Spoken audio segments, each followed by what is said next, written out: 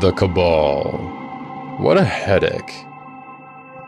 Lies, backstabbing, delusions of grandeur, top-down tyranny, pettiness running rampant. There's a difference between the books, the videos, and the structure of the Maergzjiran Cabal itself. These are three very different things. The videos are a sales pitch full of hype. The books can be partly useful if you can filter out the crap. They're full of exaggerated claims and missing information. Cabal Gate 2 addresses the spiritual teachings of the Cabal. This video, however, addresses the tyrannical structure of the Cabal itself. The Cabal has existed on many websites, mostly because when Somnus Dreadwood receives too much negative attention, he collapses the current iteration of the Cabal and restarts it elsewhere. This video series is an evidence-based breakdown of what goes on behind closed doors in the Maergzjiran Cabal. The primary focus is Eric Grawl, also known as Somnus Dreadwood, leader of the Maergzjiran Cabal. Of lesser importance is Marcus McClarty, also known as Razareth, the spokesman of the Cabal, who lies extensively in order to hide Somnus's fuck-ups. My name is Christian, but I also go by Slayden. This is Cabal Gate 1, Tyranny. And the wannabe so-called princesses of drama spreading screenshot around that have been carefully cherry-picked for his pathetic fucking agenda without showing his own volatile responses and what he said over the years. And what led to these conversations. The wise will ask themselves, where's the rest of the conversation? What did you say? He must have been dumb enough to believe we wouldn't keep everything. Instead of actually answering the screenshots that were shown in the past, Marcus claims, "It's taken out of context. Ask yourself why." And with that alone, he declares his opposition has been debunked, while presenting no actual counter-evidence. So what I present in my videos are not conversations, rather standalone declarations. No wiggle room. Let's get the basics out of the way first, before we move on to the more severe material. There are two sets of rules called the Greater Chains and Lesser Chains of the Abyss. There is a third set of rules called Mandates of the Blighted, which is essentially Somnus's memos that he makes up on the fly as an extension of Rule 10 of the Greater Chains. Apostates are named for breaking any of these rules, but the Greater Chains are enforced with extreme prejudice. The Lesser Chains are slightly more open to interpretation, but you are still expected to follow them to the best of your ability, or else you're hit with apostasy. And if you break any of these rules, that means you have broken your pact, and thus betrayed the spirits. Here we have the Greater Chains, basically the 10 Commandments. Let's look at 3 of them. Rule 7 of the Greater Chains. Complete fealty shall be given to the Ascended Grand Master, also known as the Patriarch or Matriarch of the Cabal, the 13 Blighted Vassals of the Black Court, and the Ascended Vassals of Maergzjiran. Yes, a lack of fealty to your human overlords means you have betrayed the spirits. Rule 9. Apostates will be branded, hunted, and prosecuted according to a decision of fate by a High Council of Masters, or by the direct order of the Ascended Grand Master. Apostasy is death and damnation, in a very literal sense, which we will look at more closely in a moment. Rule 10. The word of the Patriarch is the word of Maergzjiran. When you join this organization, you are taking a risk hoping these rules won't be abused, but it's like playing Russian roulette with a clip-loading pistol. Your suspicions are correct when you read rules written like this, and the deeper you look, the worse it gets. This is one of Somnus's posts on the private forum, the so-called Sanctuary of the Cabal. Enero is one of Somnus's many pseudonyms. Here is yet another example of Somnus's dictatorship. Here he tells people they aren't devoted enough if they want to live their own lives as they see fit. Pause the video if you want to read the whole thing. The bullet points are the focus of this post. Devotion to the Blighted is sacrificing your wants and needs to do as they have directed, packing up your life on a whim and moving across the country to fulfill their mandates, By the way, mandates are what Somnus directs.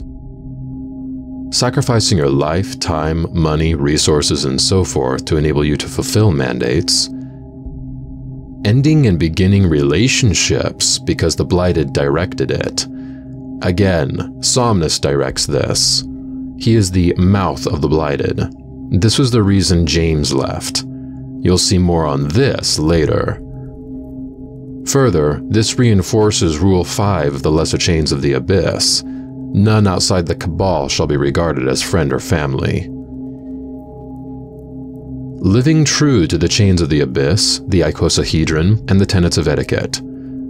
The icosahedron are an additional set of 20 rules, beyond the 20 Chains of the Abyss, found in Somnus's book, Lectionary of the Sanguine Moon. Let's take a look at some examples of the Tenets of Etiquette before continuing. Archive.org logged the old Cabal website, where you can see, on the publicly viewable pages, prior versions of the Chains of the Abyss, as well as the Tenets of Etiquette. A link to this page is in the description.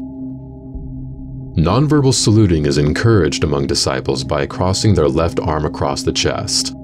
Sovereigns, masters, and the ascended Grand Masters salute simply by revealing the palm of the left hand at approximate chest height.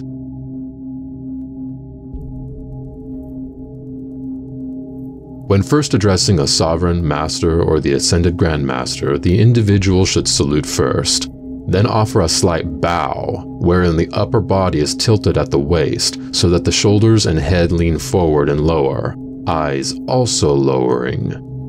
When the disciple returns to their upright statue, they may continue to address the senior disciple.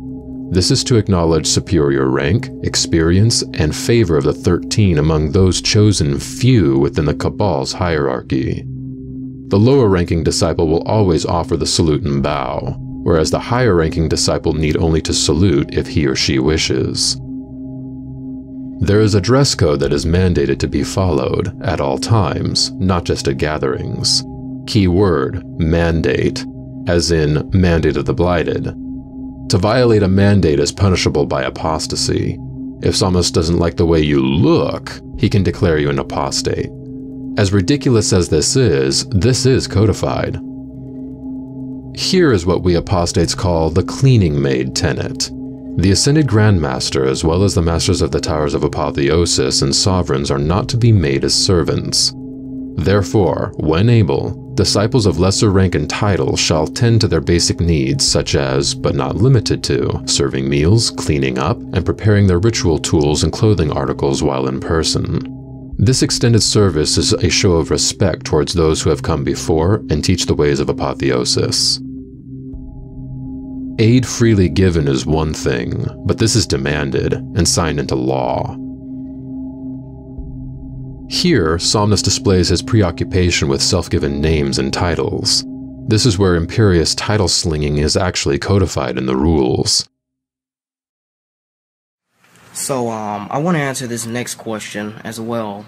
It's, do we worship demons, infernals, or spirits? Again, no, we do not worship demons, nor do they demand we kneel like these idiots keep spreading. Since when does a left-hand path or organization command everyone to kneel or worship? This is something we never promoted. At the bottom of the page, the last tenet of etiquette states that when any spirit in the Cabal pantheon is called in group ritual, all disciples and the non-initiated are to lower themselves to a kneel, the right knee put to the ground. The leaders, on the other hand, continue to stand while everyone else kneels. Again, if you think any of these are taken out of context, go read them yourself. These are all standalone declarations. The link to this page is in the description. Let's return to the devotion post. Not placing your own agenda above the Blighted's agenda.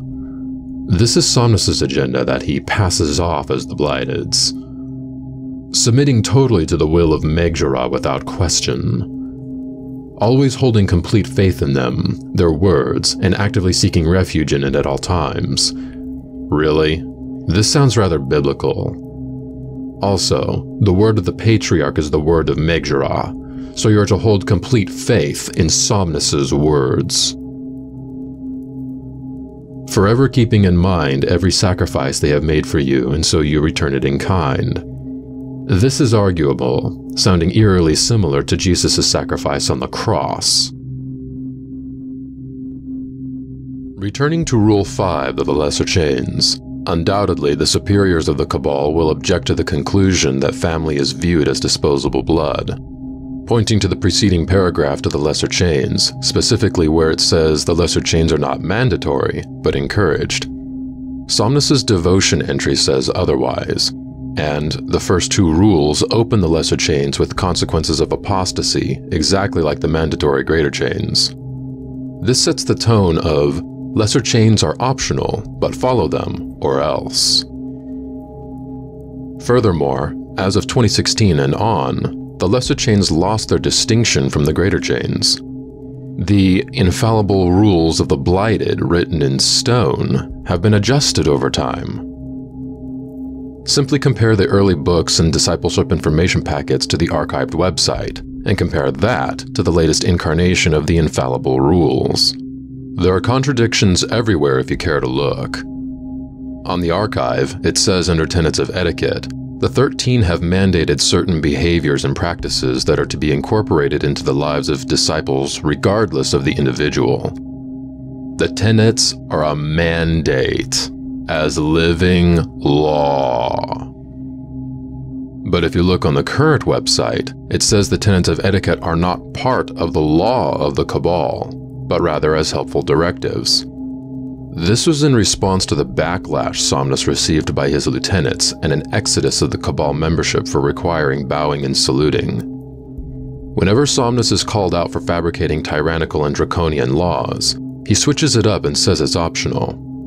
This created other problems though. What is absolute law, and what can safely be ignored? It entirely depends on Somnus's whim at the time that you ask. Also, when there are too many obvious contradictions and he is questioned about mandates that become inconvenient, a hacker suddenly appears at just the right time that wipes out the website, and all damning information on the forum is lost. This has happened at least 4 times now. In practice, there is a picking and choosing element to enforcing these rules, depending on if you are in good standing or not.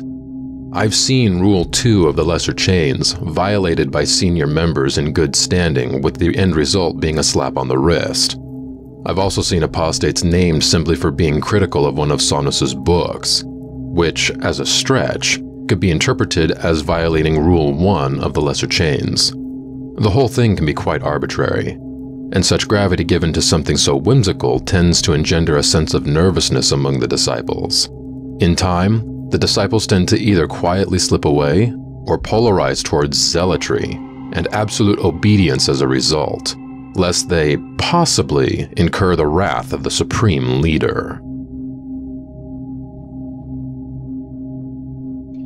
All right, now, I'd like to go into the whole apostasy question, specifically what apostasy used to be.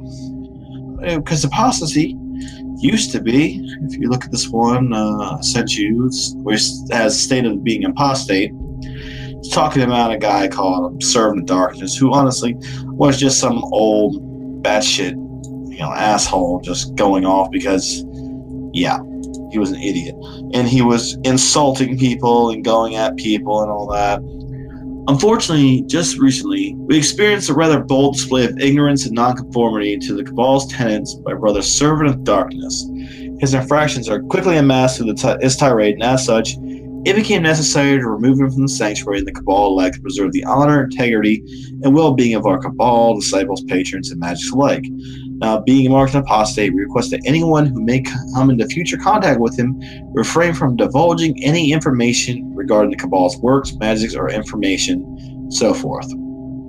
And I think that's all I really need to say about that, because that's what it was you're an apostate. Means, hey, you're kicked out of the club, and we're not going to tell you about club activities, and we're not going to divulge our information, that access to our resources and all that, which at the time was more of a threat because not that many books were written. No. You don't get to know what happens at Treefort anymore, man, because you were an asshole, or you didn't like how long it was taking for it to get a relic, so fuck you, or whatever. But that was it. It was like, okay, it's fine. It's fine, okay? You're not part of the club anymore. But that fucking changed.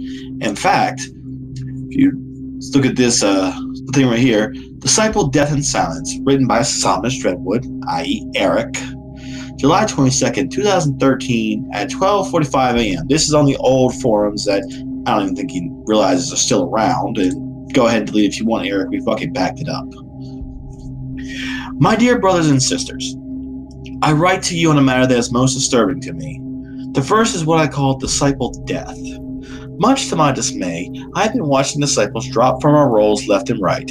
They thank us for our teachings and time spent, but they leave as there is something changing in them spiritually that has lured them away for good. The next is silence. Disciples join our ranks and say nothing. They do not report to their mentors or masters, which, by the way, back then it was you had to report to your mentor or your master all the fucking time. They become ghosts. Together, these two afflictions are ravaging the Cabal. I'm not trying to put anyone on the line for the firing squad.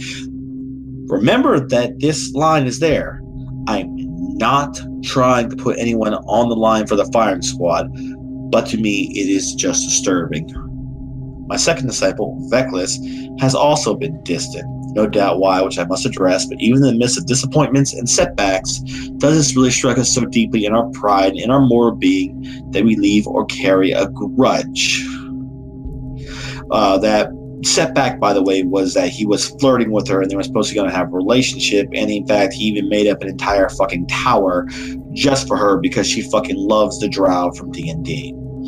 And she actually talked to me about this before she left, about how they were going to be in a relationship.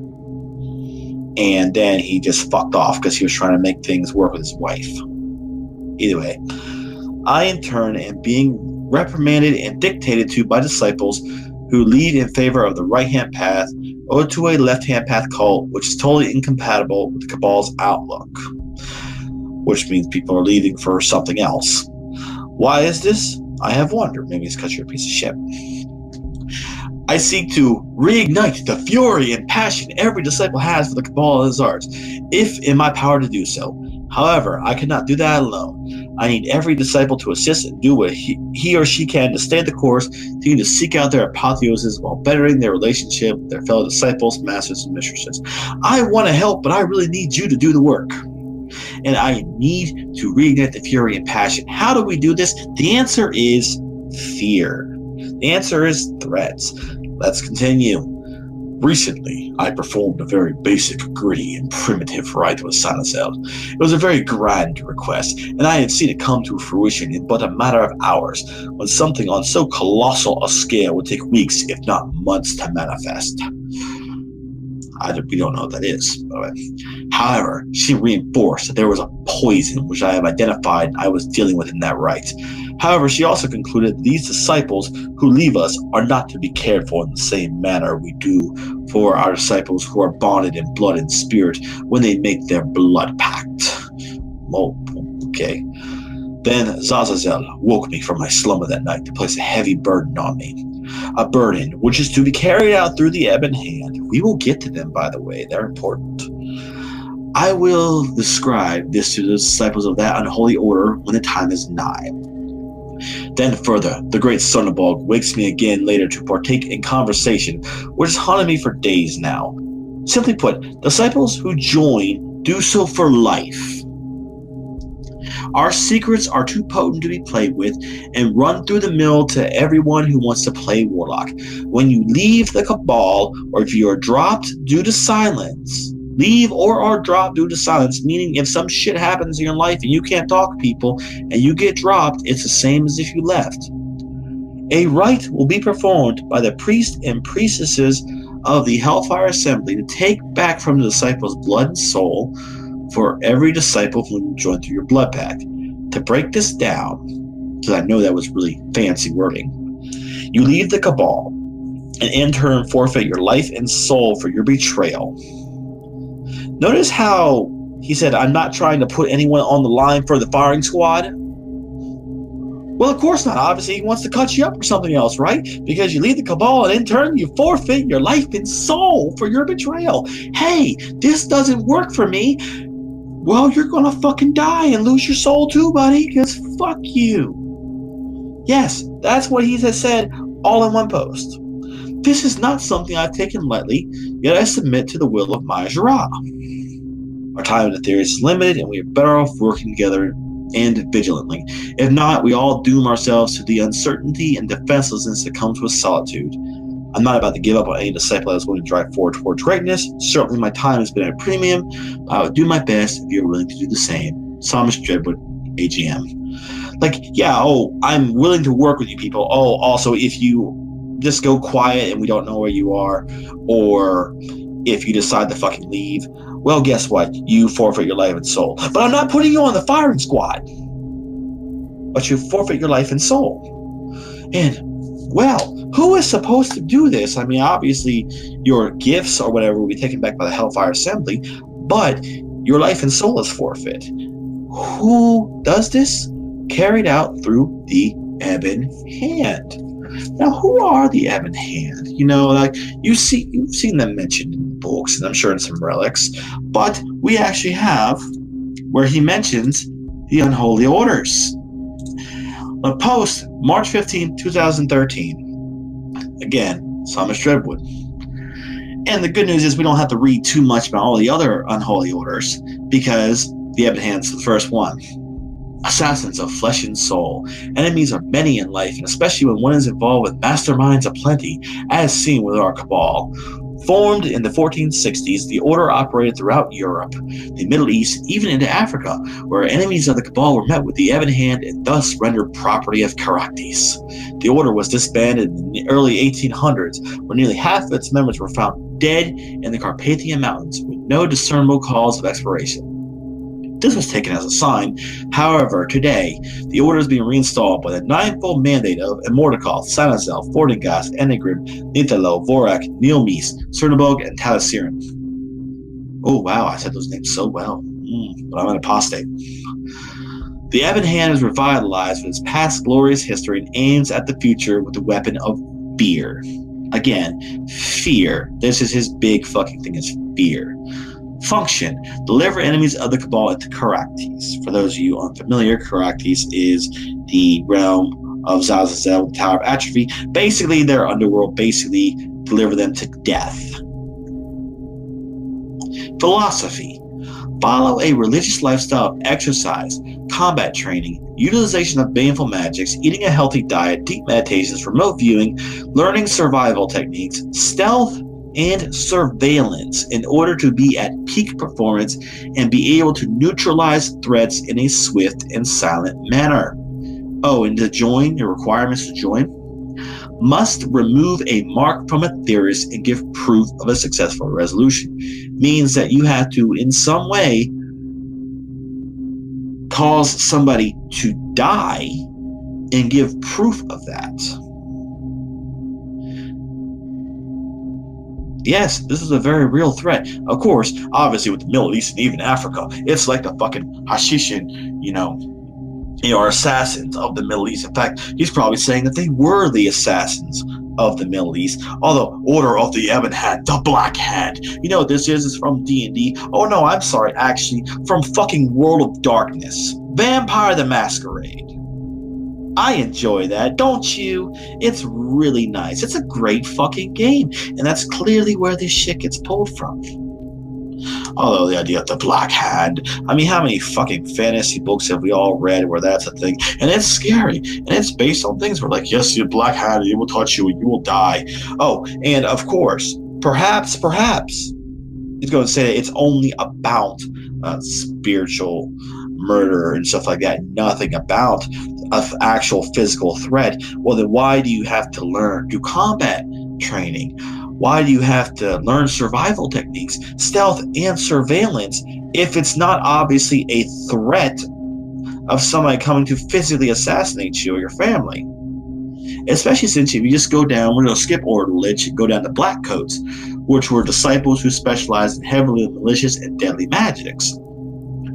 Necromancers, Masters, and Abyssinians fill this role well. They are the death priests of the Cabal, and they're required to wear black coats at least reach past the fingertips because that's fucking edgy and that's what they fucking do. They may be of any style, though each will carry the symbol of their order on a sleeve, which is the Totenkopf over a wolf's hook. Wow. Totenkopf over a wolf's hook. You know what? I mean, nowadays, you see have that shit on you, you're labeled a fucking Nazi, but he was all fine with the Nazi shit back then. This represents that no one is safe from pain and death. Function: develop baneful magics, empower those already known, wield them without remorse, destroy any and all opposition. You know, and then we can just go. We don't need to say anymore. The simple fact is that the black coats were the ones dedicated to developing, you know, curses and death curses and all that. The Order of the Ebon Hand was the ones who were the threat of actual physical action. Pulled straight out of a fucking video game, a fucking fantasy novel. But that's what it was. That's what he wielded it as. And as at the first covenant, he said, we are militant. And I even tried to argue with him that I belong in the Ebon Hand because I actually he had seen my journals where I cursed somebody to die, and within 8 months, that's exactly what they fucking did. I still have the guy's death certificate. Now, you remember Third Coven, Massachusetts. There was a concern with Matthew, or even Eric was saying that Matthew was obviously cursing you and Kelsey, you know, is now Shador or whatever the fuck he wants to say. And that there was a problem. And while you guys were upstairs discussing what to do about it, I was sitting there across from him. And I want people to understand, I was not some serial malcontent, always complaining about everything and having a problem all the fucking time. I was so wrapped up in this that, I mean, obviously for over a year, it was already determined that apostasy meant death.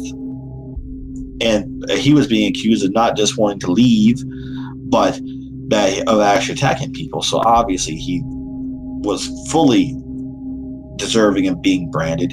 And had Eric come down and given the order, I was so wrapped up, I was ready to carry out his order. I was absolutely ready. I mean, I feel like a fucking idiot now for getting so wrapped up in it, but that was the actual threat of the thing, was that, I mean, at a coven and could be branded apostate, and next thing you know, you gotta wonder, is anybody there going to actually carry out and physically kill you? Because that was what apostasy was. It was a death threat upon you and upon your soul, and you'll be ripped apart and destroyed forever.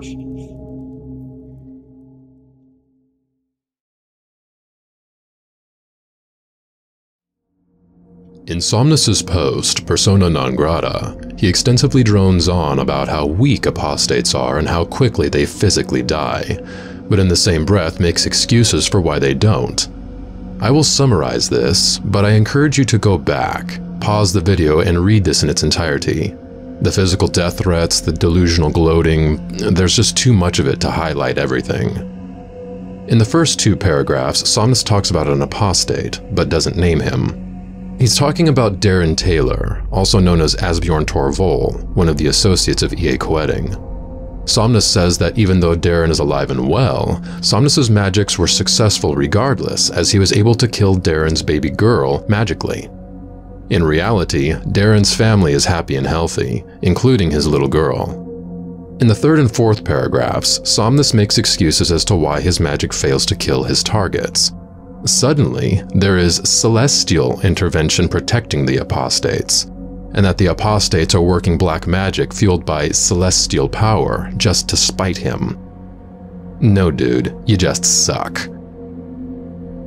In the quote block, he takes personal credit for reinventing left-hand path sorcery, then immediately starts talking about other people having inflated egos. Somnus finishes off this block saying no apostate has any power. In the next paragraph, he says that any improvement in the life of an apostate is evidence of celestial blessings, and that any real sorcerer who is worth a damn will be assailed daily, and that the enemy will stop at nothing to thwart even the most minute of plans which the sorcerer seeks to engage to empower himself. This contradicts another post he made in Claiming the Dominion Throne. This is a beautiful illustration of how Somnus and Razareth view themselves, claiming that they are fully omniscient Blighted Lords. I dive more into this post in Cabal Gate too, but for now, I want to highlight what Somnus says here. If your life is out of sorts, then you are out of resonance. If your relationships are shoddy, you are either not with your Sadura or your Saduran union needs resonance. A Sadura is his word for soulmate. Somnus acts like he is original by taking old concepts and renaming them. So, real sorcerers are assailed daily. But if your life is out of sorts, you're out of resonance. Damned if you do, damned if you don't. It's like a roller coaster ride through church all over again, because I heard the exact same message there. The only difference between these things is whether or not you like somebody. Okay, I've been falsely blessed. Maybe, am I being falsely blessed? I mean, I guess so, because literally every single apostate I've ever talked to said that their lives started getting immediately better when they left away from you. Are they all being falsely blessed? Or maybe the problem is you.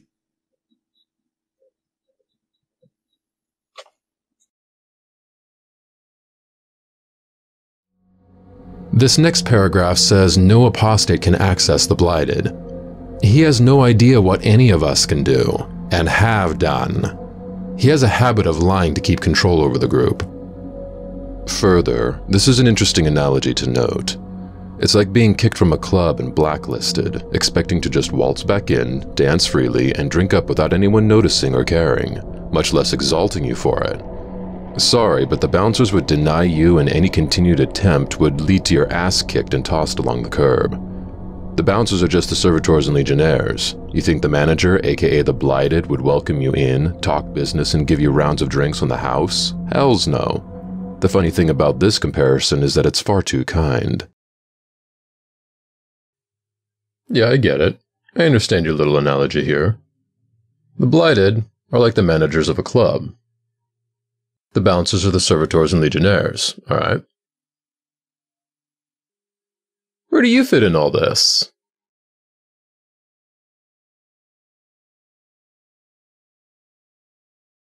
The Blighted are vicious tyrants who demand order, loyalty, and adherence to their law above all. Why the fuck did we leave the Abrahamic religions in the first place, Eric?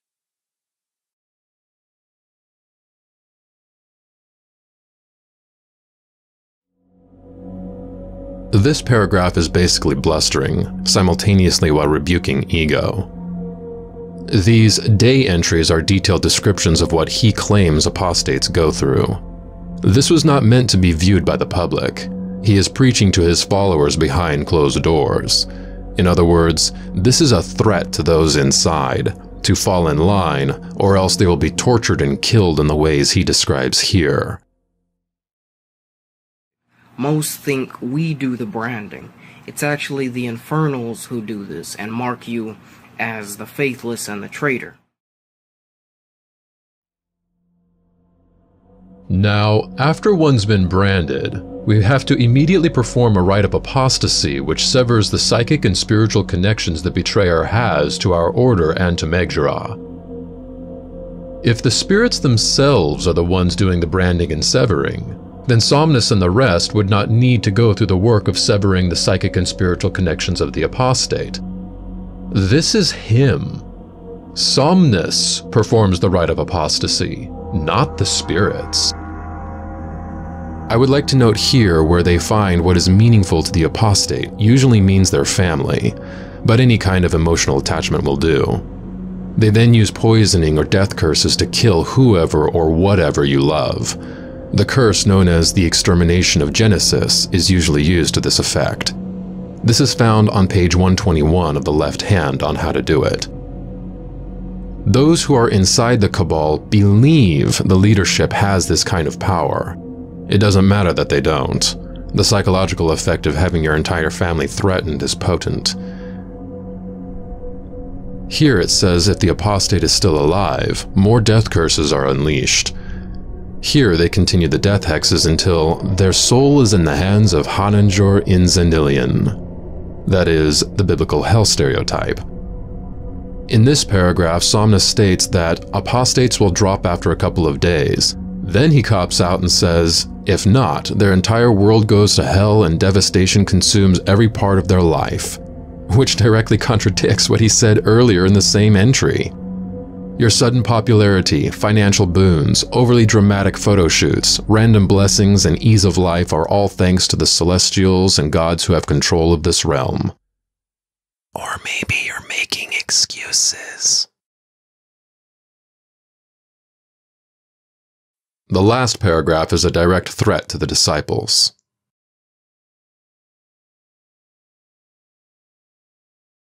Usually these paths too, they do create a very strict line in the sand of master-student or even master-slave. And who wants that kind of dynamic?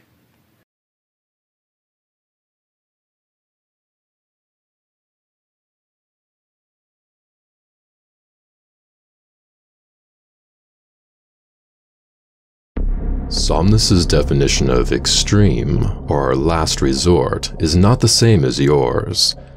To question his authority, to him, is an extreme act of defiance, and because he is the high priest, you therefore have spat in the face of the Blighted, trampled all over their dark blessings, defiled the spirits, and that the current must be purified with your blood. This is not an exaggeration in the slightest. The aforementioned example should make it obvious. But let's go even further. In his ebook Infernal Doctrine, Somnus glorifies terrorism and violence. This book is dripping with it. Again, this was not meant for the public. No doubt they will try to disavow themselves from it or downplay it given its extreme nature, since I am making it available for all to see. Here are a few excerpts.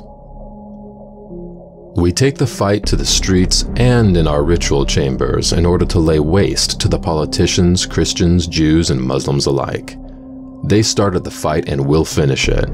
Every last one of them has a target painted upon their brow.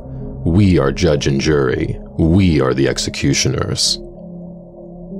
Many apostates who, by their own hubris and cutthroat mercenary actions, find that the only throat being cut is their own. As I have already discussed, the vicious, bloodthirsty executioner uses both blade and dark magic to kill. Too often the Cabal has been criticized for their perceived lack of value for human life. The problem here is that human life is virtually worthless, except for those few who understand the mission placed henceforth by the supreme sovereigns who rule in darkness. Whenever the opportunity arises, Jews, Christians, Muslims, Wiccans, atheistic Satanists or Fakanists, and other human waste are to be regarded as utterly expendable and immediately deserving of death in the most agonizing degree. Some disciples have chosen to take a much more vicious approach and seek to degrade, humiliate, and violate these cretins thoroughly before finally cutting the soul from the body. Most deserved and well done to you, apex predators. To violate someone is to rape them. Somnus gives extra congratulations to disciples that torture and thoroughly rape their victims before murdering them, for the sin of not being part of the Cabal religion. Human sacrifice has been around since the dawn of man. However, to rightly do justice to the powers of darkness, we abduct the Judeo-Christian Islamic dross, strap them to the altar and carve out their hearts and feast upon them. Over the top? Hardly. This is why the #1 rule of the Greater Chains is, never reveal the secrets of the Maergzjiran Cabal to the uninitiated. They aren't hiding magical practices. They're hiding potentially illegal practices. The link to download a copy of this 10-page document is in the description. Apostasy means death, one way or another. Now, I've never seen an apostate die, and I know over a dozen. But for those who buy into the fear and have succumbed totally to the psychological abuse, there is one recourse for apostates who have been excommunicated for minor transgressions, whatever a minor transgression even means. For someone so browbeaten, so emotionally damaged and brainwashed that they want to return to this environment, Lectionary of the Sanguine Moon, pages 54 and 55 details how to do it. The first step is to go on a water fast for a solid month. Okay, difficult. A bit dangerous unless a person is worked up to it, but okay. Next is to be verbally abused by all disciples at the next gathering. Alright, not brainwashy at all. Next we have the best part, the Scourge. This one is worth reading all the way through. In the arsenal of the Ascended Grandmaster is the Scourge of Sanazel, a bone-handled scourge made of leather strips, chain, barbed wire, razors, hooks, and enchanted upon the altar of pain. The apostate shall place oneself bare upon the altar and receive 13 lashes from the scourge, one for each blighted lord whose blessings and guidance had been spat upon by the apostate. This bloody rite is one that is administered by the Ascended Grandmaster or Mistress, or an elected agent of the Ebon Hand. It is brutal, yes, but far better than total extermination, and it proves one's sincerity to be returned to the dark graces of the Cabal. Finally, we have the Right of Rebirth. Basically edgy dead unicorns from here on out.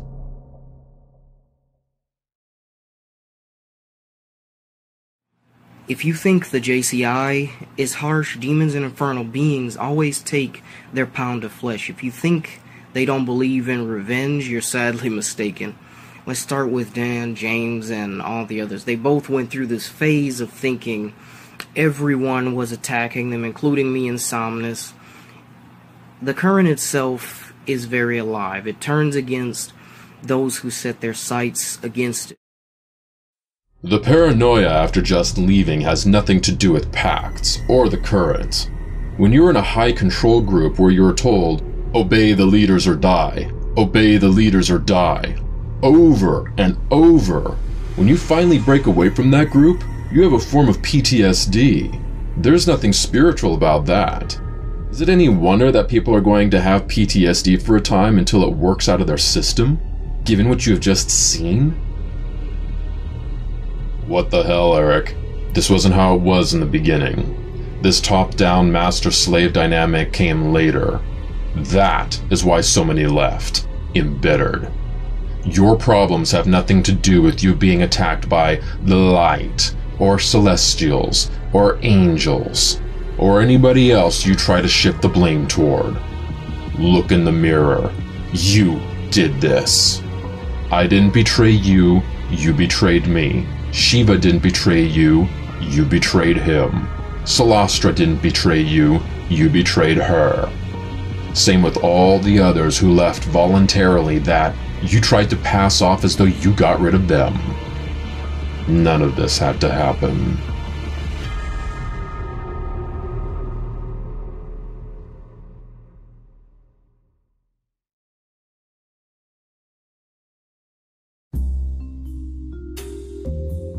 So who are you?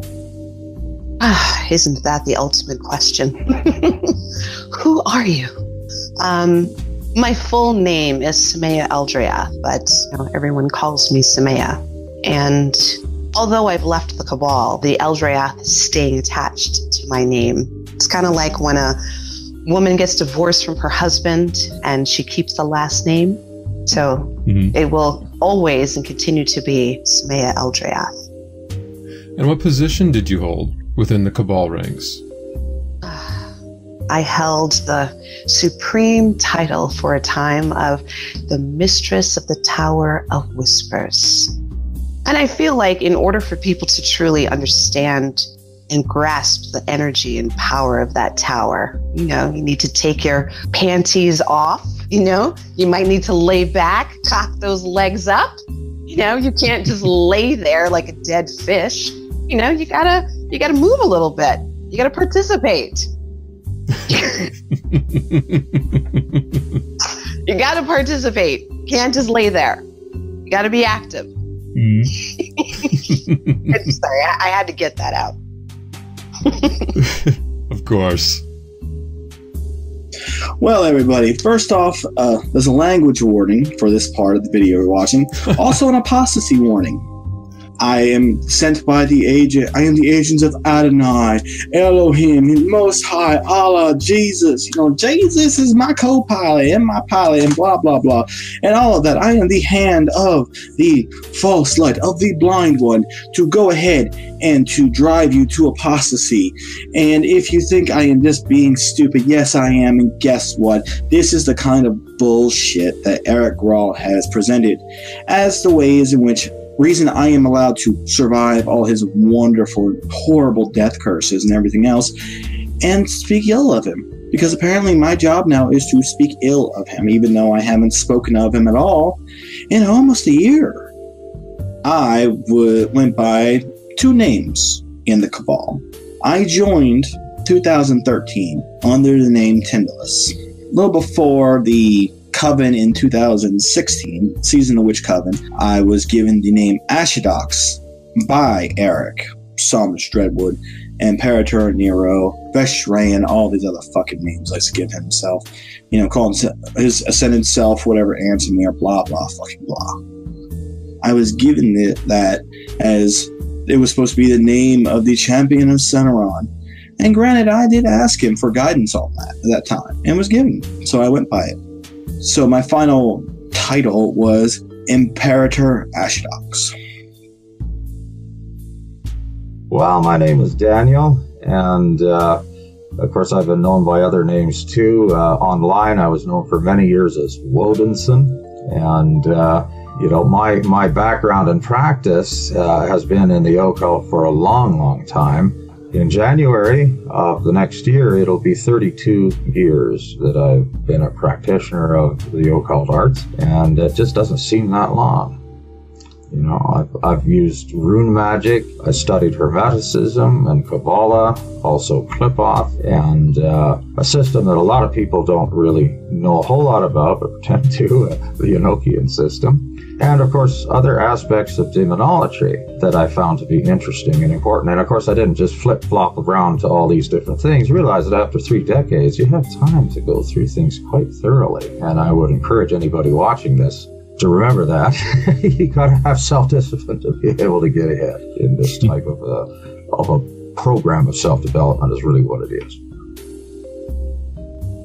Okay, my name is Peter Aziz. I'm a shaman.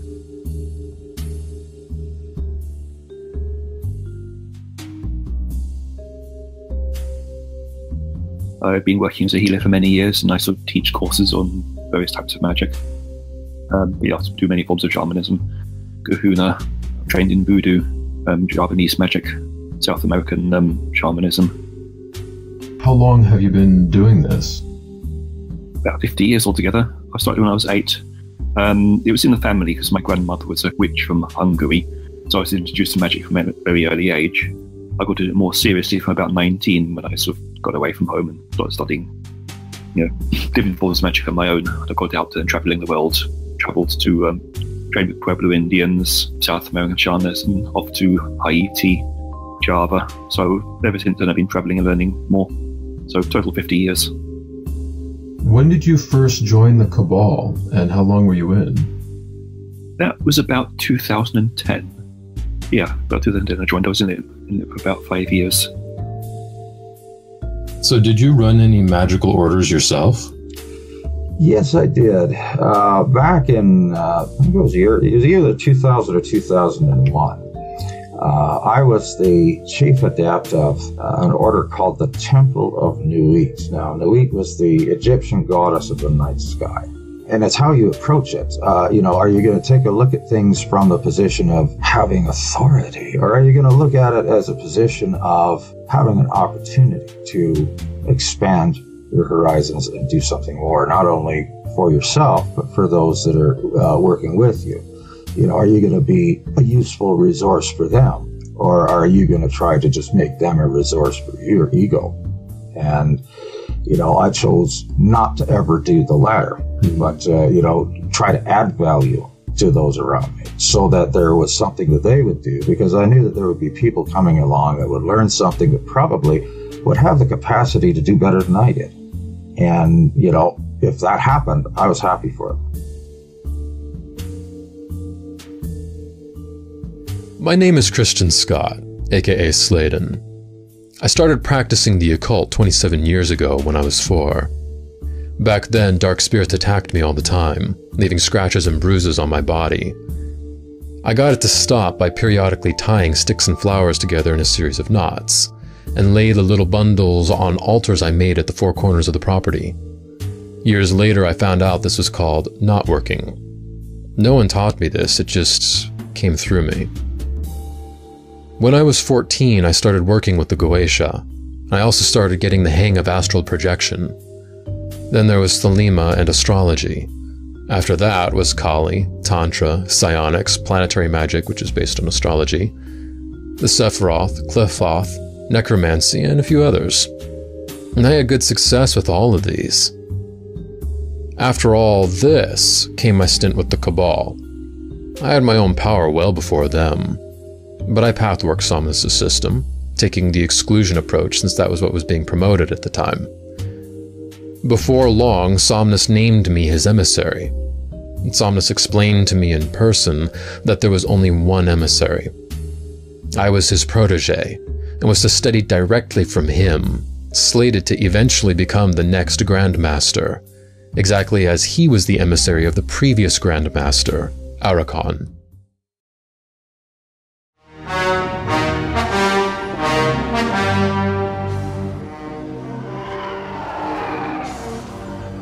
Rise, my friend.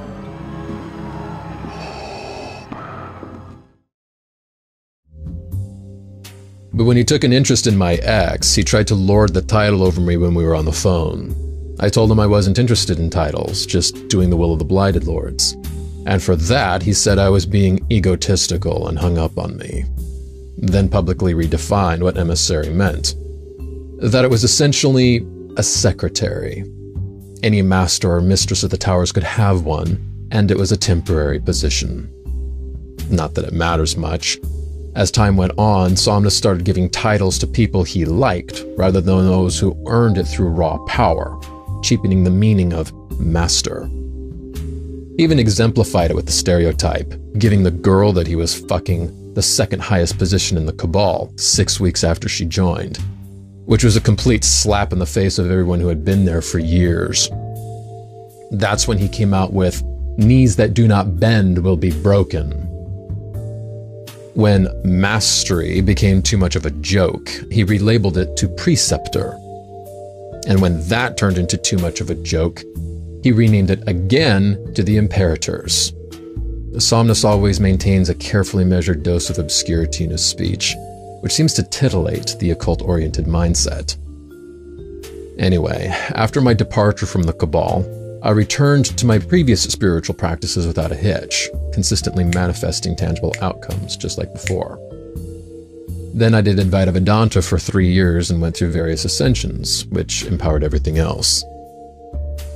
We usually have to do a fair amount of exploration before the infinity within awakens to itself. Zealotry for one system is limiting, and on that road lies the path of subjugation. If you really want to know reality as it is, then you have to be as open as the sky. And your desire to know the truth must exceed your desire to be proven right.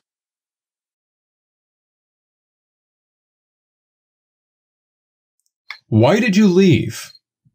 Oh, that's a long bit, but the final reason I left. As the Cabal went on, it got less and less about study. It became less of let's do this thing and do our own thing and serve these spirits and all that, and more of I'm going to say outwardly that we're doing this, but really I super just want to imitate the Order of Nine Angles and its offshoots. That's why quite a few other masters left, and then finally, at the end, Eric had a problem because I had a wife and children. And therefore, I was no longer just living for his cabal, as it were. And it was his cabal. It was not what I signed up for. And basically, anybody that wasn't there that he had to deal with, he turned on. And when Eric had told me that I needed to leave my wife, that really was a major straw. But I still thought, I can persevere. So you know what? I'm going to act like he didn't say it. I'm going to act like he didn't say something so monumentally stupid as tell a man to leave his wife. And later, he came back and put a thing up where one of the phrases, words given and then act as if they were never said, referring to me not leaving my wife and ignoring his demand that I do so. It just got more and more abusive. It got to the point where I was supposed to be an imperator. I was master of the Tower of the Abyss.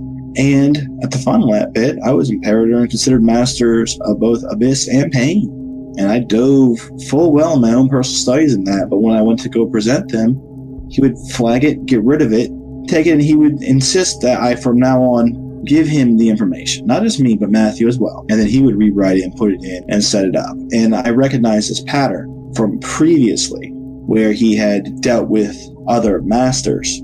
They would give him things, and then he would present it as his own with absolutely no credit given elsewhere. This was when he was already intending on getting rid of them. I saw the writing on the wall.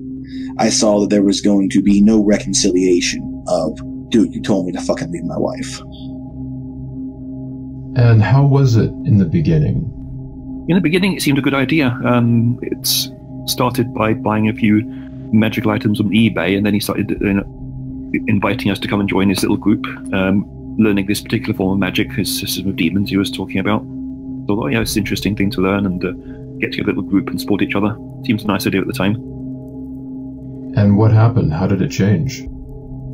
For a while, it was working quite well.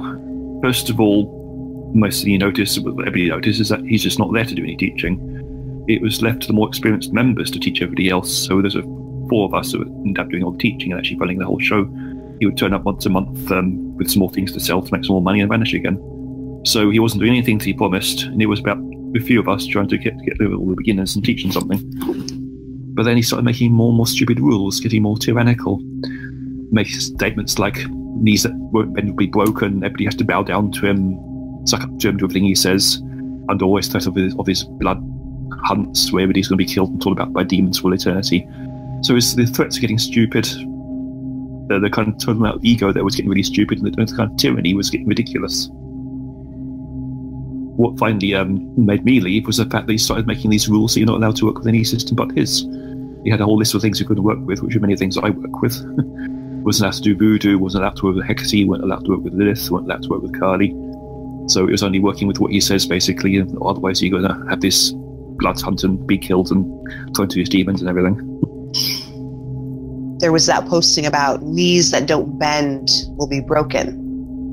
People started to become very worried about the direction with which the Cabal was going into. He became hostile, was angry, and it came through in the nature of his posts on the Sanctuary, which after a very short time, when we had come back from Third Covenant, no longer started to feel like a sanctuary. Started to feel like some kind of a jail or a prison, because anytime anyone had any type of criticism or anything negative to say, or people were trying to hunt down their relics and figure out what was going on, there was like a lash. Basically, don't question me, don't ask any questions, you'll get your shit when you get it, and don't fucking question me about what I'm saying with these mandates, just do what I say. This very dictatorial tone that he had taken, that he had not previously spoken to us in that manner before. And so the Sanctuary started to go from this family and supportive tone to do what the fuck I say or else. And so when you're coming with that kind of an attitude to people, a couple of things are going to happen. People are going to become afraid, or people are going to get fucking pissed off and be like, you know what, fuck this. I didn't sign up for this shit. I don't need anybody speaking to me like that. This don't question me type of attitude. Who the fuck are you? Yes, you are the ascended Grand Master of this Cabal, but not of my life.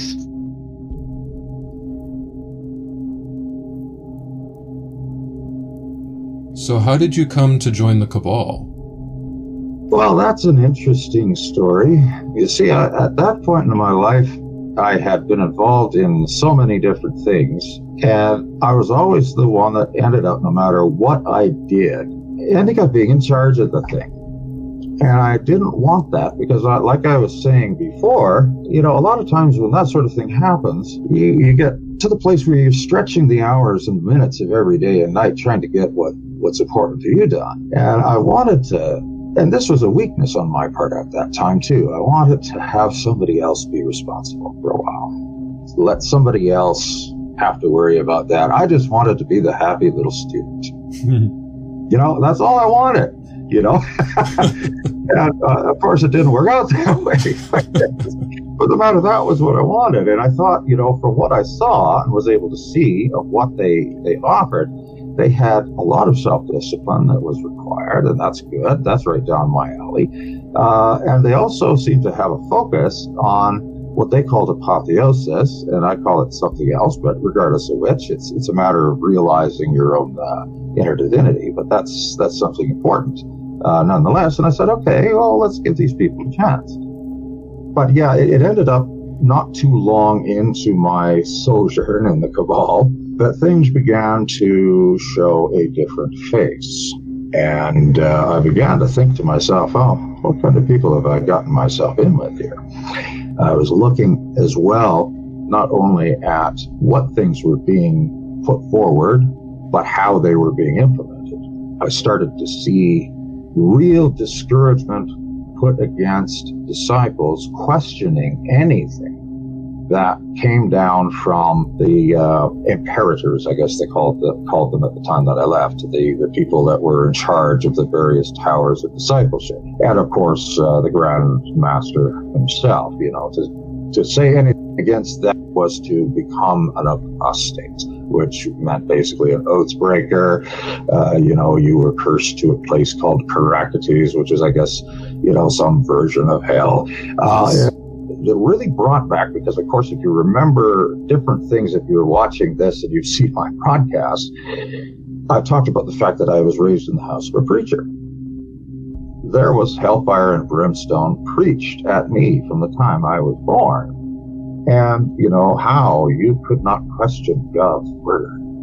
And, with some people, when I studied history, I got a little bit of an idea of this too. Let's say you're Catholic, it's something that up until recently, and it's still frowned upon, to say that the Holy See or the Pope was wrong, or to challenge what they said was to be committing a grave sin because they were infallible.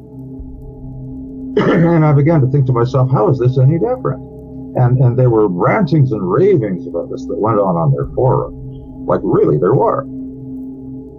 Threats that were made against people about, how they would be made an apostate if they, didn't follow through with every jot and tittle of what was being said. And then, of course, that what was said would be changed a month later. Mm-hmm. So, it was completely strange. One thing that came up, and we were talking about this off the air, was, there was a ban that was put up against all Voodoo deities and all Norse deities. And, I saw this on the boards, and I actually went and asked the Grand Master about this. I said, you realized before I came in here that one of the things that I do practice, and it's dear to my heart, is rune magic. And of course, I deal with the Norse gods. And his answer to me was, oh, that post, oh, don't worry about that. That was wrong. And yet, that was something that was in that form as an edict. And of course, to defy an edict or any of these types of prognostications of what you should and shouldn't do was basically to become an apostate. Mm-hmm. And so, I began to think to myself even then, and I started, more as I was investigating more of what other people were experiencing. It was not a parody of, it was the flip side of the very same Christian paradigm that they claim to be against. The very same thing, except it was done in, terms of loyalty to the Maergzjiran, to the Dark Ones, to Shaitan. But they were making it a path of absolute coercion. And they'll deny this, but it's true. When you make that type of power and authority upon edicts, that's exactly what it is. That's kind of like saying, if you're an evangelical Christian, for instance, that, nobody's coercing you to believe the Bible, but if you don't, you're going to burn in hell.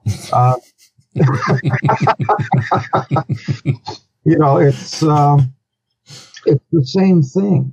And anybody, a child, could see that.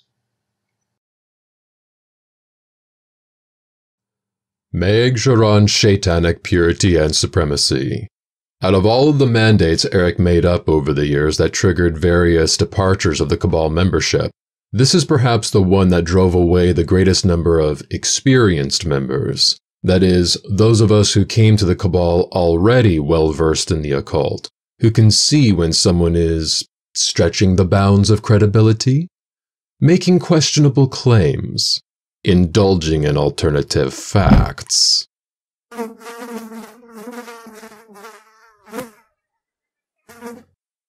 Eric had recently finished reading a book called The Devil's Quran, published by Marinette Press, an Order of Nine Angles publisher. Here he raves on about this book, and he talks about breeding into existence a master race who will conquer the earth, as well as other realms. The Devil's Quran became all but mandatory reading as it suddenly became interwoven with the Blighted Lords. Apparently now, Shaitan created the Blighted Lords, which was never mentioned before in the previous 5 years of published material. But many of us question the Muslim overtones of this sudden new direction. Kneel before the altar of Shaitan every day, declaration of him as the one true God, and any who disagree will be killed. This is the exact same behavior as Muslim fundamentalism, but with the name switched out for Shaitan instead of Allah. The four spirits that Eric quotes are supposedly from his gnosis, but this is actually a power move against Siva, or Peter. Peter had been practicing the occult almost twice as long as Eric has been alive, and knows the Arabic magics extremely well. Privately, he told Eric that the Devil's Quran was a fake occult text. Eric got upset and wrote this mandate. These quote-unquote gnosis entries are a lead-up to the last paragraph, where Eric prohibits working with anything other than what he approves of, under threat of apostasy and being hunted by reavers, and their soul will be torn apart by the blade of Immortakoth. Therefore, as the mandate charges us, we must immediately turn away from all other faiths, pantheons, and outer spirits not entirely submissive to Shaitan. This means most certainly that we reject the mercenary pantheons such as the proud, egocentric Loa of Voodoo, African tribal spirits, ancient deities of Celtic, Norse, or Asian background, and even the Exu who do not submit. And it must be done immediately. It has been mandated by Shaitan and Chernobog alike, and it must be adhered to. This article was essentially an elaborate way to get rid of Shiva for questioning Somnus's mandate to follow the Devil's Quran, as everyone knew that Shiva worked with the Voodoo Loa, the Celtic deities, the Norse pantheon, numerous Asian deities, most especially Kali, and the Exu. For 5 years, this was not a problem. Now, suddenly it is. It was obvious Eric was setting up Peter for apostasy while simultaneously reinforcing the notion that Eric is the supreme intermediary, who is to be obeyed at all times, regardless of his erratic moods and how easily he is influenced by a single book. A link to this page is down in the description. I am the king! I will punish you. Any man who must say, I am the king, is no true king.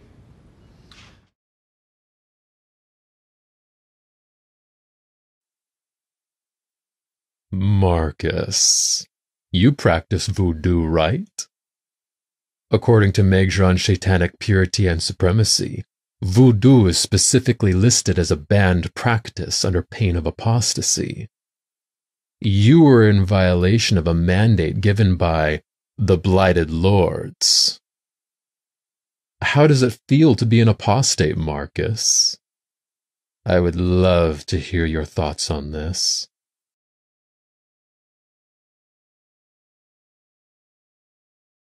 I just wanted to also make a note that we were not kicked out, but I also want to make it very clear we were not breaking our pacts with the Blighted. We were not breaking those pacts, and in fact, in our resignation letters, all three of us made it very clear that we were continuing to work with the Blighted Lords. We were just leaving Somnus. So we put them up on the main page for posting, and then realized that everything would be taken down very quickly. And then whatever story about us leaving would have been made up. So then we sent them cabal-wide to everyone's email, and whoever's email address we had that was outside of the cabal, we sent them there as well. But I think we did a very fair explanation, gave very fair explanations of why it was necessary for us to leave. On October 29th, 2015, 3 open letters were drafted by all the highest-ranking members of the Maergzjiran Cabal at that time. This was their resignation from the Cabal, highlighting a number of issues they had with Somnus Dreadwood. Pause the video if you wish to read through them. Also, a link to download a copy of this is in the description. To our weak-minded detractors, you'll never win any debate or deface us with lies, hearsay, shit talk, and false knowledge about a path you know nothing about.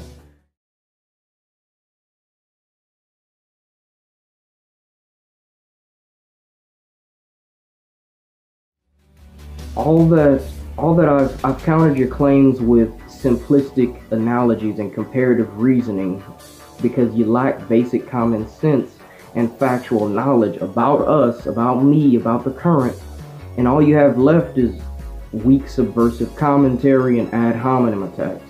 I realize you're trying to save face and recover your ego and pride, but it's been destroyed along with all that you are.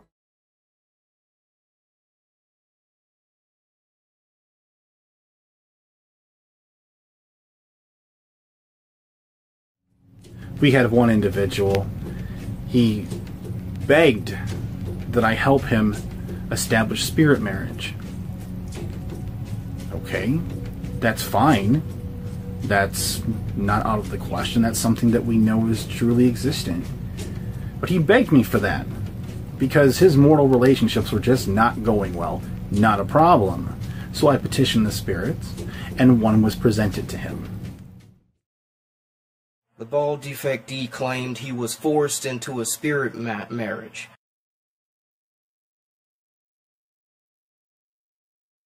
No, this asshole asked and commissioned the AGM to bring him a spirit mate from the Tower of the Abyss. He could have asked for a succubus like everyone else who wanted companionship, but you thought that it would be easy and there wouldn't be any work and that's all you would be able to get in this life. So he found a way to bring you a spirit from the Tower of the Abyss.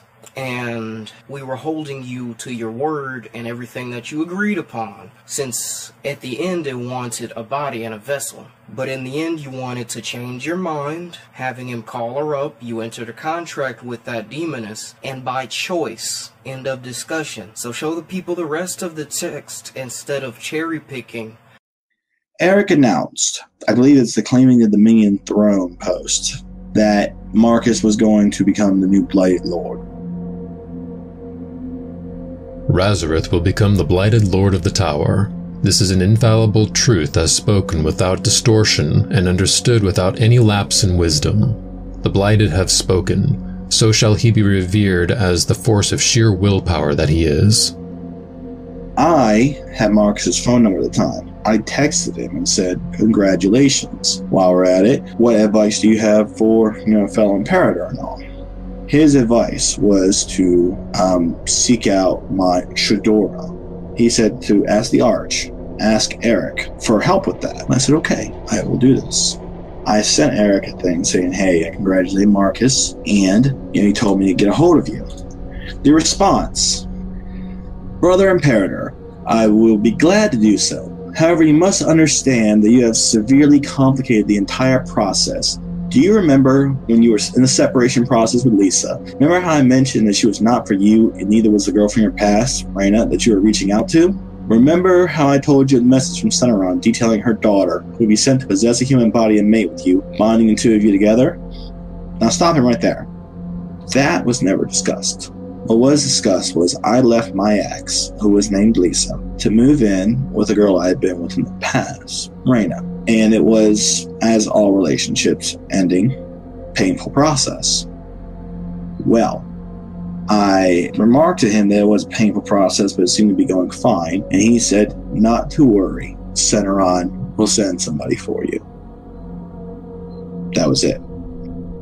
This was the equivalent of, oh, honey, Jesus will find somebody for you. God has a plan for everybody. That was the equivalent of it.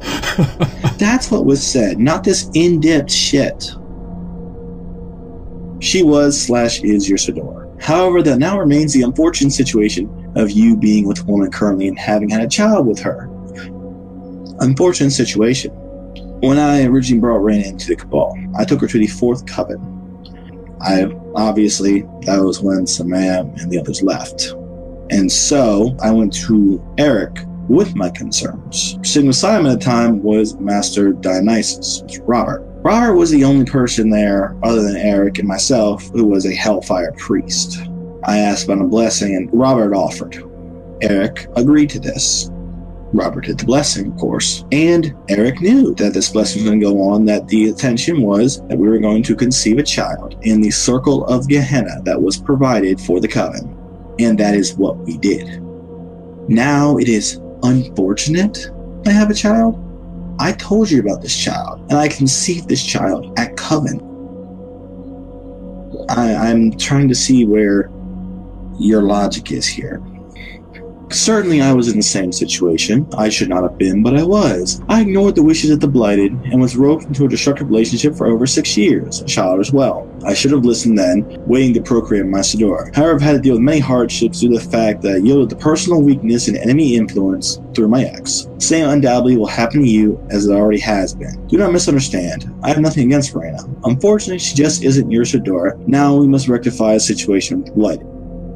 I could easily go into the temple, speak with the spirits, and have a name, sigil, and description of your Sador this very evening. Unfortunately, that would merely be a slap in the face of Centauron, as currently you are out of residence due to Raina. The child can still be raised to be in residence and start to Blighted, as we all do. However, your Sador will not be sent forth until you have severed any romantic, sexual, and emotional ties to your current lover. Further, you will seek recompense before Centauron and her daughter when that has been severed in order to earn their graces again. You see that right there.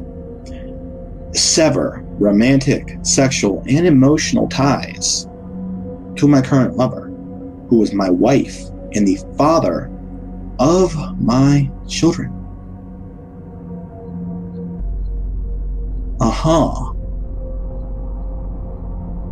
As it was, where is the spirit marriage? Because, a covenant was made? No covenant was made.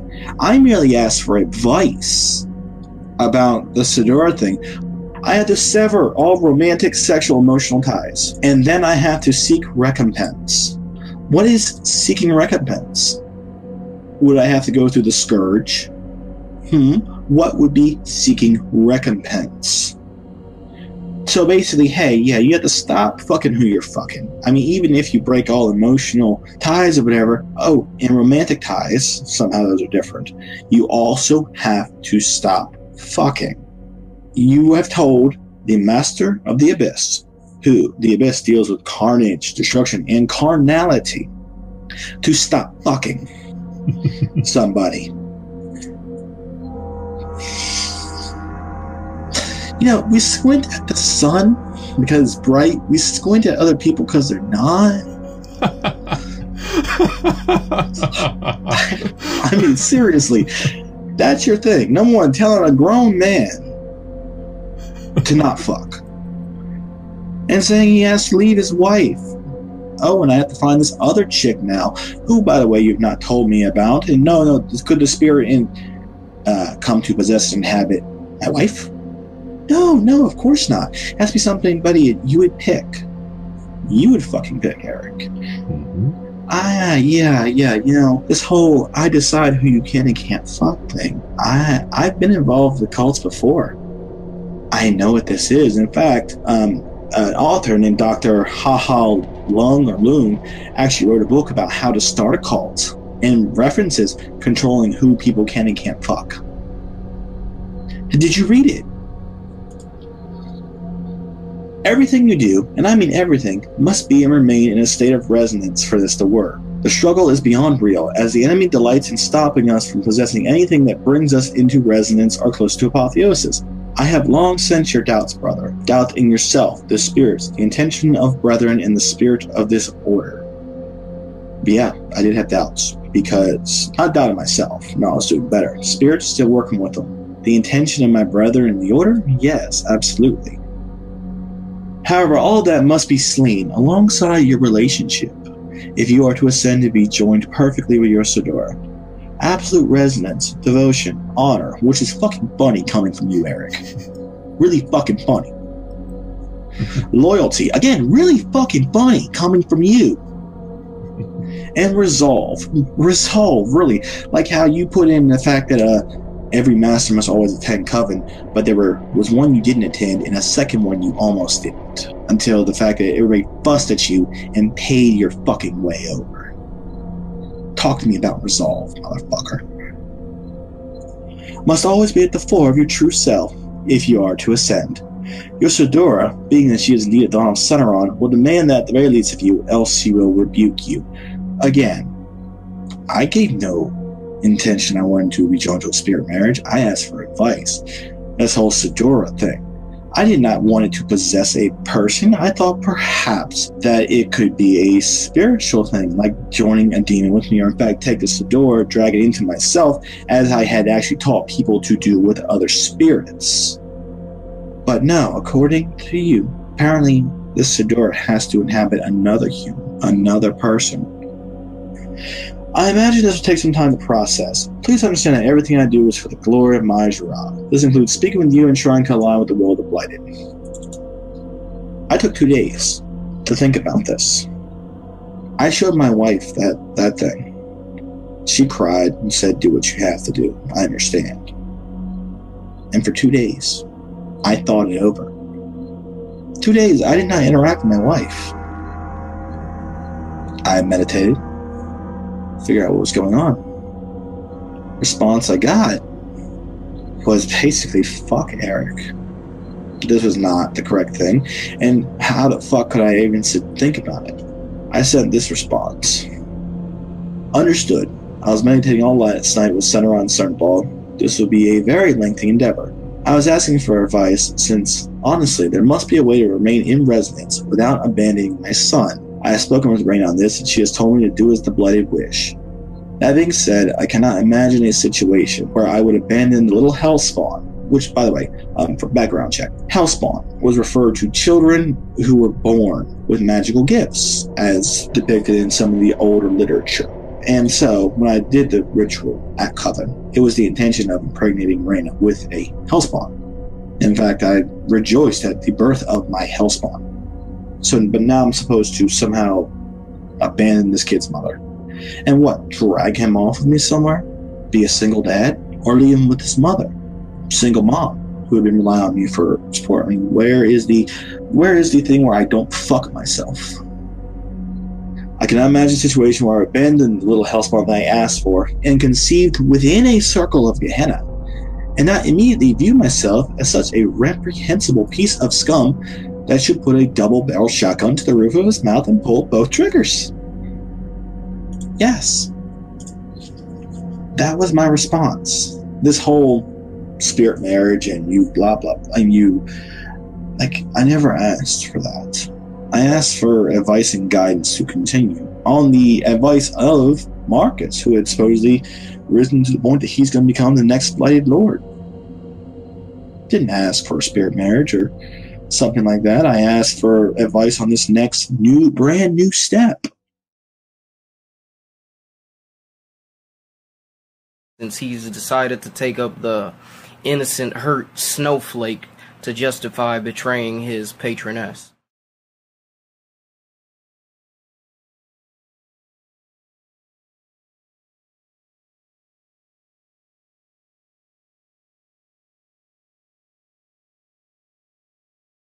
Anytime asking a question about what these new mandates were about and what was going on was met with a lot of anger. And this whole "don't question me," or "why are you questioning me? These are the mandates of the Blighted." I'm sorry, but after a while it didn't feel like they were really the mandates of the Blighted. They felt more like they were Somnus's mandates. Marcus and Somnus claim that they and their demons dissolve apostate connections to any other spirits. Oh yeah, that's what they were trying to do when I left, trying to say we're not allowed to work with this. But I left, and my magic's working just fine. No better. Furthermore, they're saying that any power that you have is being fueled by celestials or angels. Well, none of the things on the list that he was banning, which was the reason I left, were celestial. So they were the Voodoo, Kali, Hecate, Lilith. These are all kind of dark powers, nothing celestial there at all. Apart from that, if the magic works, who cares what it is? It works. His doesn't. This is one of his big reasons, that they kept everybody in line and saying who was loyal to him. If it didn't work, it's because the Blighted Lords giving them some lesson, and there was a good reason for it. If it worked, it was the Celestial supporting us. It's crazy, isn't it? We do magic because we want it to work. That's the main priority here. Magic has to work. Mm-hmm. Otherwise, the excuses don't mean a thing.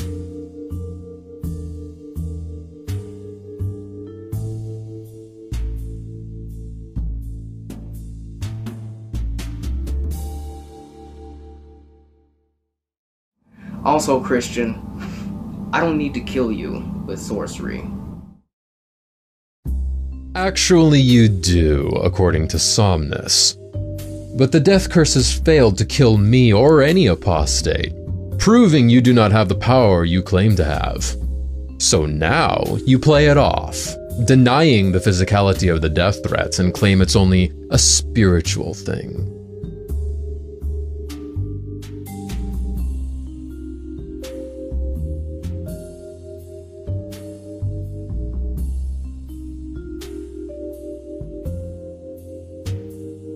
They corrupt the pacts you make before you even make them, such as James trying to go Norse. They took that and corrupted it before it even began. Really? My pacts will be corrupted? So what you're saying is that, I'm trying to figure this out. Are celestials guiding me with everything, or my pacts being corrupted? Can it be both? I'm trying to make a pact with a Norse deity or something, but celestials are protecting it, and also demons are corrupting my pacts. I don't think so. Now, this whole going Norse thing, let's break it down. Originally, on the Cabal Sanctuary, Eric came out finally after being tired of people comparing things and said, hey, you know what? This is the Cabal Sanctuary. We're only going to discuss and teach things related to the Maergzjiran Cabal here. Then, shortly before everybody got branded, Eric releases the do not work with the Loa, do not work with the Norse gods, those specifically, and do not work back with anything other than the Maergzjiran Cabal. We must be pure in this. At the time, I had been thinking, working over with ancestral necromancy and such, that I wanted to explore stuff that my ancestors had done. I was kind of drawn towards that path. Then Eric came out with this, and I thought, hey, you know what? On the one hand, I can tell that he's trying to antagonize Samaya and Celestia and Shiva. Hell, that Norse god thing was specifically directed at Shiva's daughter, who had nothing to do with any of their issues, because one of her favorite patrons was Loki. That was extra fucked up. But I went with it. And when my mentor actually told me about it, I said, listen, you have a business doing this stuff. He's asking you to throw your whole business away. Ignore him. Blow it over. Let it blow over. It's fine. They didn't, of course. They left because of your bullshit, Eric. But that's what it was. I thought, okay, I'll just keep by what he mandated. So this whole, I'm trying to go Norse now, what? To replace the Maergzjiran Cabal? No. I am choosing to go on the paths I was told not to by you. And specifically working with it, I'm not doing this whole fucking Asatru, like we're going to work like fucking Wiccans with the Norse gods. No, I'm going as my ancestors did. And they viewed them as things to embody and things to try to become like and as. And even viewed them as ancestors themselves. Not this whole pagan, I'm going to work with this spirit thing that people try to put out now.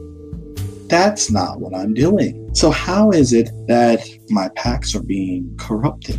Or is it the whole, once you're excommunicated, you will never be able to go to heaven or hell, will be cursed to walk the earth for eternity? Dracula or Kane 2.0 or some shit like that. You know what? Shut up. Shut up, Marcus, okay? It's not corrupted. It's just your whole, once you leave us, you're fucked forever thing. Just like an Orthodox fucking church. I'm tired of your pathetic, pedantic, let me mix Christianity and Masonry and try to cherry pick Order of Nine-Angle stuff and mix it all together to go ahead and then threaten people. It doesn't happen. Again, Etiquette said it best about the whole apostasy thing. You started, you changed the product. I didn't want to buy anymore. So I left. Do not now try to spread lies about us, and we are suffering. No. I'm going to interrupt this right fucking now. Apostates? No. Bullshit. Apostates? Who the fuck are you? Apostates? No. Look, people come and they look at you. Take your ideas, put them in form, in whatever artwork you want to put them in, whether that's talismans and scrolls or books or whatever. Take your artwork and bring it to the marketplace and let people take it, and they will decide. Now, if people come in and they decide that they don't like it, they're free to leave. To do otherwise is bullshit, and that follows the Judeo-Christian paradigm of an intermediary between you and God. That's bullshit. I welcome apostates by giving them a money-back guarantee on any product they buy. Please, if you don't like me, I will give you your money back in order for you to apostate yourself. The idea of shunning people simply because your ideas weren't good enough to capture their attention is poor marketing, first of all.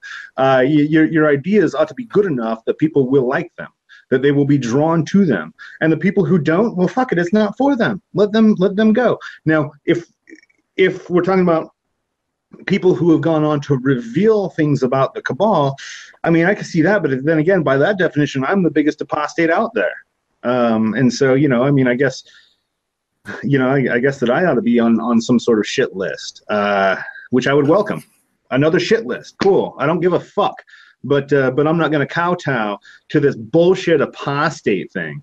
That's what Jeffrey Duell tried to pull, and I shut that shit right down. I'll shut it down every fucking time. Apostate my ass. Yeah. No, divinity, power, godhood is within us all. It's within us all. If your ideas are good, bring them to the marketplace. You can put whatever price tag you want on it. I don't care, but make it available.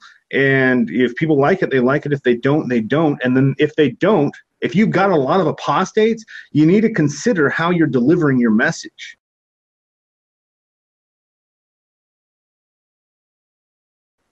Here's one of the biggest, coolest things about running a business rather than running a church is in a business, we're looking at all of the numbers. We've got statisticians on board looking at every single sale, purchase, every cancellation that happens.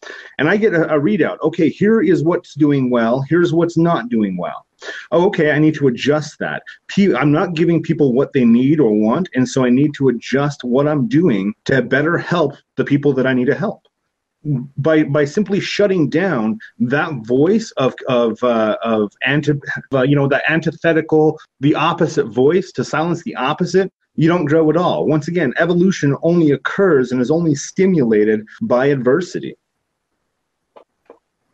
So that's my take on the apostate thing. I just had to shut that down again, and I'll shut it down again and again and again. And I'll tell you what, I'm actually very surprised that apostate talk is part of Somnus's jargon. I think so much more highly of him than that, but that's another conversation.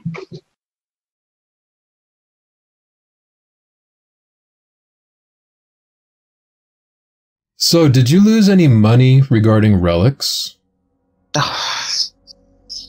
Unfortunately, yes, I did. I have to say, though, I almost feel like in some ways I was a bit more fortunate than others with that. Even though I did lose some money, there were others that lost literally thousands of dollars. In the end, I ended up losing it was either $340 or $345 with the remaining relics that I never received.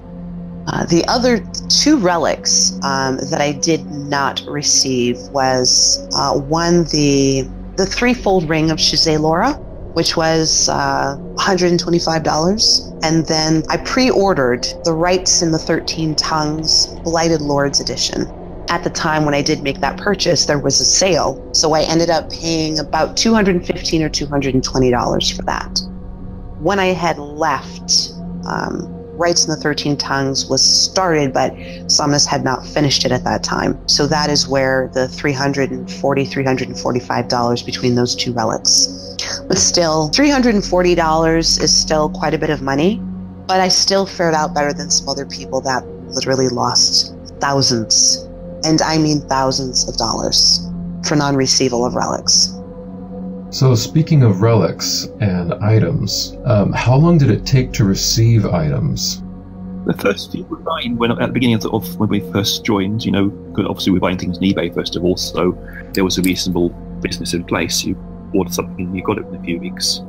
But once we joined, it's almost like, okay, we're not allowed to question them, therefore we have to wait longer. Can't say anything when it's taking months and months, and things gradually took longer and longer.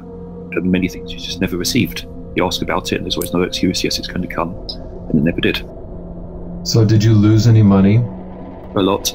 By the time I left, he owed about $10,000, stuff that I hadn't received. And by that point, it'd been over 6 months, so I couldn't even make a PayPal claim. So what sort of items did you never receive? Well, there were some pretty expensive ones, like there's something called the Skull of Zazazel, which was actually made of a human skull. A lot of which supposedly had gone into it, so that was going for $5,000. Waited that for months and months and months. He always had excuse, yes, it's made, it's on the altar charging. Of course, never got it. Other things, these usual little kits where you get make little boxes and spell kits. Not as expensive, but the main thing was that skull. And I doubt he even had a skull, because usually when you did get something, it wasn't as described. Like one example, I remember one item I received was a little necklace, supposedly with a human bone. What it was one of those little Tibetan skull beads. It certainly wasn't human bone. It was obvious bought from a shop. It's the same kind you buy in any Tibetan shop for a few pence. And he was selling this human bone taken from one of his victims. So, there was some serious bullshit going on here, and the items you received were not what's described, and going for a very high price. Other examples, though, like a ring, you might charge $500 for some magic ring. When it arrived, it's some little tin thing, sort of thing you'd buy for a few pence in a junk shop. There's no quality to it at all. There wasn't any silver or gems or anything. It was like a cheap artificial gemstone and a flimsy metal base that falls apart after a while.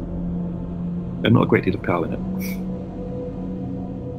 So were hackers ever an issue regarding orders? No. One thing, Tenebos was an expert at computers, and he actually took over the running of the site to make sure it was secure, so that no hackers got in. At first, it was when Somnus was running it was a bit insecure. That's why Tenebos tidied it all up and made it secure. So there were no hackers at that stage.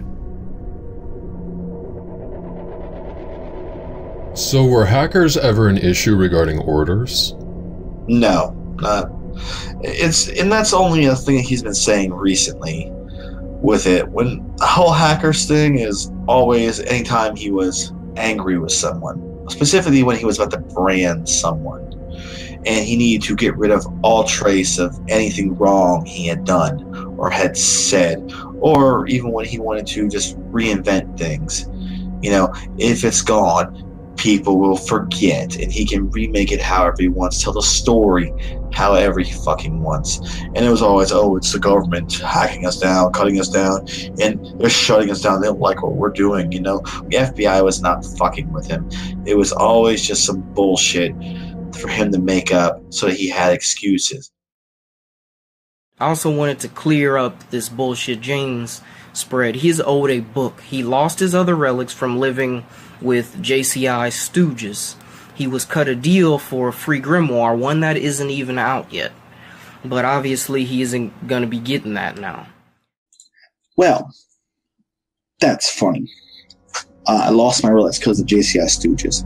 I only know of one person who ever lost their relics because of JCI Stooges. And that was Raymond. Noctis. Heard him over. But me? No. I never lost relics. There are many relics I never received. Slayden, you remember. I was given a scrying mirror at a coven, the first coven, that was supposed to have been sent to me over 6 months prior. But I was there, so he finally gave it to me. The final bit, I just started sending Eric. When I would order things, I said, deliver at coven, because I would never get it otherwise. Eric was always claiming, oh, I sent it, and it got lost in the mail, or they destroyed it. Where's your shipping thing? I sent extra money. I paid extra for the overnight shipping. I will pay extra money for overnight shipping, so there is no time for the post office and its workers to fuck with my stuff. But he provided no proof of this. Then, I go to the last coven I went to, 2016. I see where Eric had shown him videos of where he charges relics on his altar. I looked at it. I said, which ones are mine? Because you've been telling me they're charging. Hung his head in shame, or at least fake shame. I don't know if he could feel shame. Said, I'll make it up to you. Brother, I'll make it up to you. After then speaking with Marcus, as I said, about these relics, I went to Eric and I said, listen, let's be honest. I will never get my relics. I ordered them as soon as you put them up. And they were supposedly already made. They're not here. So, let's make a deal. You have this new Autumn Libris, atrophy book coming out. Big one. It's expensive. Pre-order me that. And I'll just call it good, brother. I'll call it good. At the time, I thought it was $500. Then later, I look online, it was $300. Like, shit, that's a much bigger hit I'm taking. But I made the deal, so fine. That was the deal that was made. No, I lost my relics to JCI Stooges.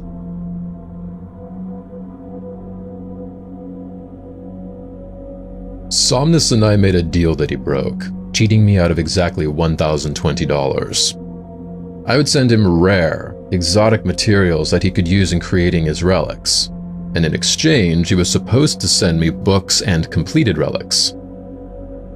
This was before Eric put his books on Amazon, so the only way that you could place orders was on his website, and he would get back to you in his own sweet time. I ordered all of his books that he had published at the time, as well as a number of relics, and I asked him to complete these in 2 separate orders, send the books in one shipment, and the relics in another. That way I could get the books quickly and they didn't need any special treatment the way relics did. 7 months I waited, and got nothing. No books, no relics. I upheld my end of the agreement. He broke the deal. After that, I was an apostate, so of course he was never going to pay me back. Happens all the time. Apostasy is a frequent excuse for him to not pay the bill.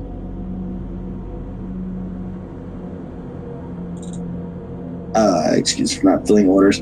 One guy, Jeffrey Dool, said, I was gifted a couple of items by a past friend a while back. All I can say is these relics are worth the wait. My thing is, like, okay, I'm guessing he means that somebody bought them for him. Because it's like, oh, I give you these things that I have. It's like, dude, they're not supposed to work that way. That's another thing about that. Eric's big thing was that this won't work because we make it specifically for you. Even the most general talisman was only made specifically for this person. But I remember that there was a lost relics thing where relics had been made, but then the person did a charge back and decided they didn't want it.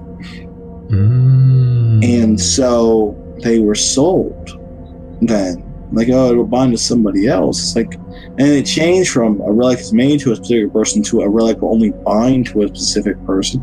I'm sorry, bind on pickup, they got rid of that in D&D, okay? Except for the most cursed bullshit.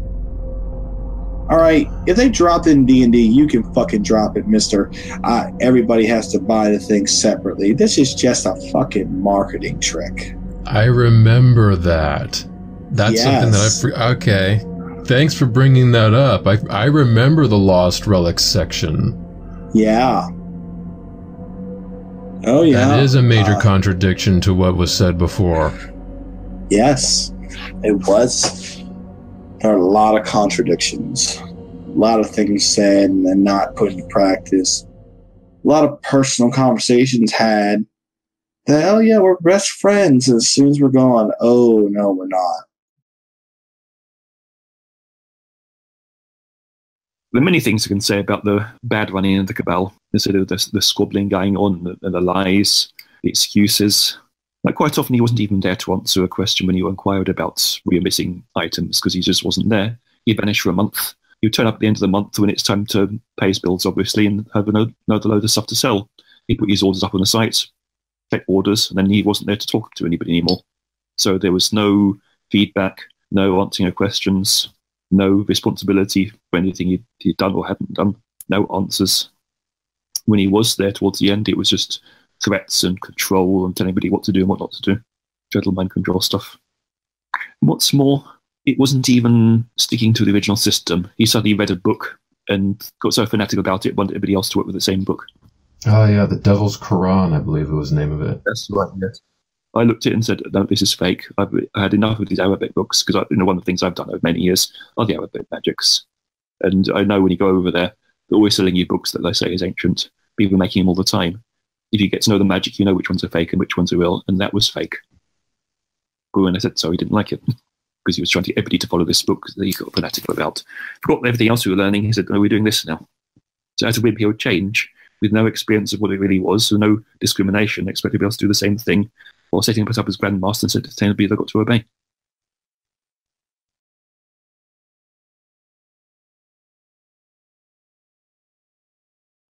Swing low, sweet chariot, coming for to carry me home. Swing low, sweet chariot, coming for to carry me home. I looked over Jordan, and what did I see? Coming for to carry me home. A band of demons coming after me, coming for to carry me home. If you get there before I do, coming for to carry you home. Tell all my friends I'm coming too, coming for to carry me home. I'm sometimes up and sometimes down, coming for to carry me home. But still my soul feels infernally bound, coming for to carry me home.